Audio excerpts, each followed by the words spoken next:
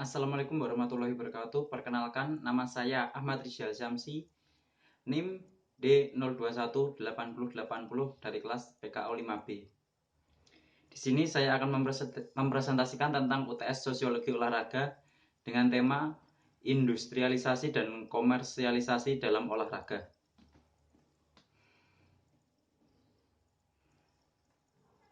Olahraga telah menjadi bagian hidup masyarakat dunia dan menjadi budaya serta profesi. Olahraga telah berubah dari kebutuhan sekunder menjadi kebutuhan primer. Populasi pelaku olahraga telah merambah kepada semua tingkatan usia. Olahraga telah masuk ke area politik, ekonomi, dan pariwisata. Kondisi demikian tidak terlepas dari dampak perbaikan pendidikan dan perbaikan ekonomi masyarakat. Peningkatan dan perluasan pendidikan telah membuka cakrawala berpikir masyarakat akan manfaat dan pentingnya olahraga bagi individu dan masyarakat. Perbaikan ekonomi mengakibatkan daya beli atau daya bayar masyarakat terhadap pilihan dan kebutuhan peralatan olahraga semakin meningkat. Peran media massa, terutama media elektronik, telah berperan dalam memberikan akselerasi terhadap perkembangan tersebut. Media massa telah menyebarluaskan dan memobilisasi berbagai informasi tentang olahraga. Perkembangan olahraga sebagaimana yang telah dikemukakan di atas telah menyebabkan terjadinya pergeseran paradigma terhadap pembangunan dan pengembangan olahraga. Olahraga tidak lagi hanya merupakan aktivitas untuk pemeliharaan kesehatan, bahkan bagi negara maju, olahraga menjadi salah satu kekuatan ekonomi mereka. Amerika Serikat, Cina, Inggris, Prancis, Jerman, Korea Selatan merupakan beberapa negara yang telah mengubah paradigma pengembangan olahraga menuju suatu kekuatan ekonomi. Potensi industrialisasi dalam olahraga. 1. Semakin terbatasnya sumber daya alam akibat eksplorasi sumber daya alam selama ini, terutama negara-negara besar dan maju seperti Amerika Serikat, Jerman, Prancis, Inggris, mengakibatkan mereka memiliki sumber daya alam yang semakin terbatas. Oleh karenanya, mereka harus mencari alternatif lain yang dapat dijadikan suatu kekuatan perekonomian. Olahraga merupakan suatu aspek yang sangat potensial untuk dikembangkan menjadi suatu tonggak kekuatan perekonomian suatu negara, terutama bagi negara yang telah memiliki iptek yang kuat. Kedua, peluang bisnis yang sangat menjanjikan. Industrialisasi olahraga dilatar belakangi oleh peluang bisnis yang sangat menjanjikan, karena olahraga telah menjadi budaya dan kebutuhan penduduk dunia. Ini berarti pelaku olahraga akan semakin meningkat dan kondisi yang demikian berdampak terhadap peningkatan kebutuhan terhadap peralatan-peralatan olahraga. Peningkatan tersebut akan terus berlanjut bahkan tanpa batas. Ketiga, meningkatnya populasi penduduk dunia. Populasi penduduk dunia semakin bertambah secara signifikan. Hal ini disebabkan antara lain karena semakin menurunnya angka kematian bayi atau balita, semakin meningkatnya usia harapan hidup akibat perbaikan pelayanan kesehatan yang berakibat semakin bertambahnya populasi penduduk dunia. Ini berarti pelaku olahraga akan semakin bertambah secara signifikan. Semakin bertambahnya pelaku olahraga berarti semakin meningkatnya kebutuhan fasilitas dan peralatan olahraga. Kondisi demikian merupakan jaminan yang pasti bahwa pangsa pasar terhadap produk-produk industri olahraga akan terus meningkat. Keempat, semakin meningkatnya kualitas pendidikan. Kualitas pendidikan penduduk dunia akan semakin membaik. Hal yang demikian berdampak positif terhadap persepsi masyarakat tentang pentingnya olahraga dalam kehidupan. Kondisi tersebut mengakibatkan semakin meningkatnya pelaku olahraga yang didasari oleh pemahaman mereka terhadap pentingnya olahraga untuk berbagai kebutuhan. Ini berdampak terhadap peningkatan kebutuhan terhadap produk-produk olahraga. Kelima, perbaikan ekonomi masyarakat. Ekonomi masyarakat akan semakin membaik. Hal ini akan berdampak pada peningkatan daya beli dan daya bayar masyarakat memenuhi kebutuhan mereka dalam berolahraga. Perkembangan yang demikian menyebabkan pula semakin meningkatnya kebutuhan terhadap produk-produk industri olahraga. Keenam, dukungan iptek. Sudah tidak dapat dipungkiri lagi bahwa pada saat sekarang kita berada dalam suatu era perkembangan ilmu pengetahuan dan teknologi yang sangat pesat. Dunia syarat akan dengan muatan teknologi yang merambah pada seluruh aspek kehidupan. Kondisi yang demikian dipicu oleh keinginan dan upaya manusia untuk mengkonstruksi perubahan kehidupan masa depan supaya lebih baik, lebih bermakna, mudah, nyaman, aman, efisien, dan efektif. Teknologi pada kenyataannya telah memberikan sumbangan yang cukup besar terhadap kemaslahatan umat manusia. Ketujuh, industrialisasi olahraga dan peluang kerja salah satu persoalan besar di hampir semua negara di dunia adalah masalah pengangguran. Angka pengangguran terus meningkat. Modernisasi dan profesionalisasi 1998 merupakan salah satu faktor penyumbang peningkatnya angka pengangguran. Kalau kita melihat di Singapura, Hong Kong, Jepang, Korea, Amerika Serikat, Inggris, dan beberapa kota besar lainnya di dunia, pelabuhan lautnya memiliki kesibukan yang luar biasa selama 24 jam dengan kapasitas kerja yang sangat besar tetapi tidak banyak melibatkan tenaga manusia. Modernisasi seperti komputerisasi dari pergantian tenaga manusia dengan mesin telah mengakibatkan efektivitas dan peningkatan produktivitas secara signifikan.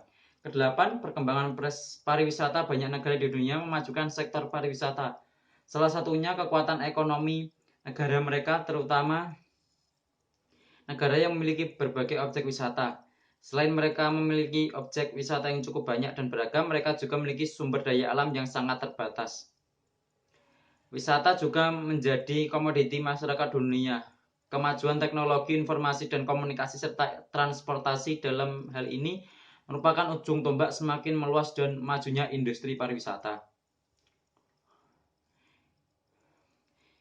Industrialisasi olahraga dan kondisi di Indonesia. Indonesia belum menjadi negara industri dan perjalanan untuk ke sana masih amat jauh.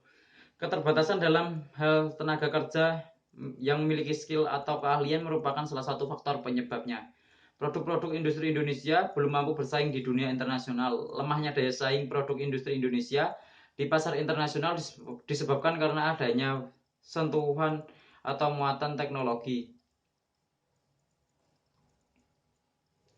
dan inovasi. Kita mengetahui bahwa usia suatu produk teknologi cukup pendek.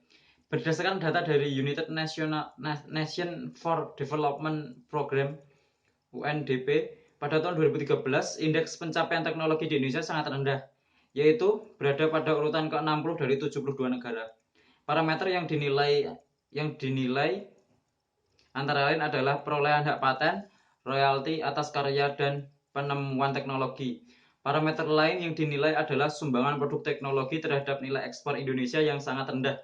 Walaupun pada tahun 2010 pemerintah Indonesia menganggarkan 1,9 triliun rupiah atau sebesar 199,85%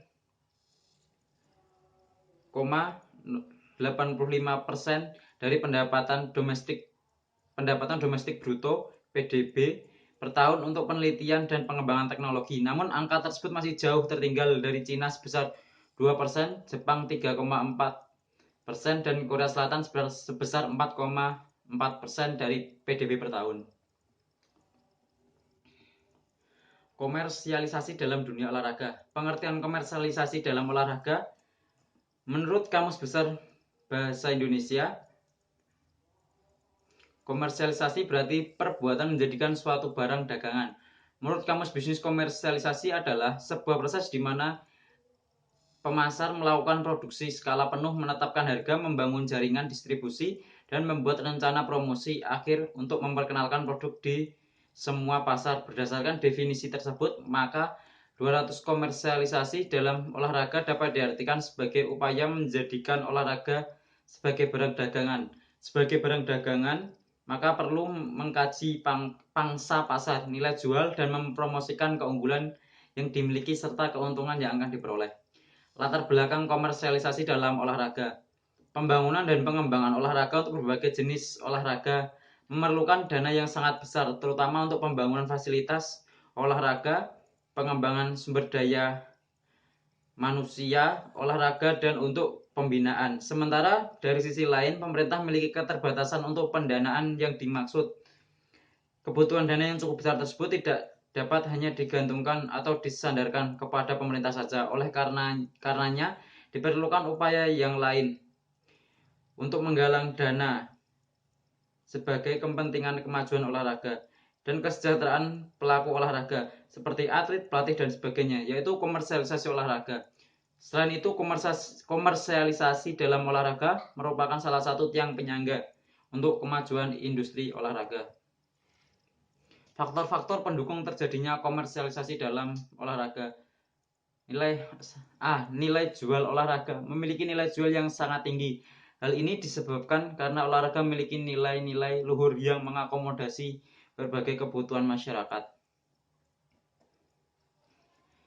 B. Pangsa pasar yang luas memiliki pangsa pasar yang cukup luas, yaitu lapisan masyarakat, mulai dari anak-anak sampai orang tua. Hal ini disebabkan karena olahraga memiliki nilai-nilai luhur sebagai yang diungkapkan di atas yang dibutuhkan oleh semua lapisan masyarakat.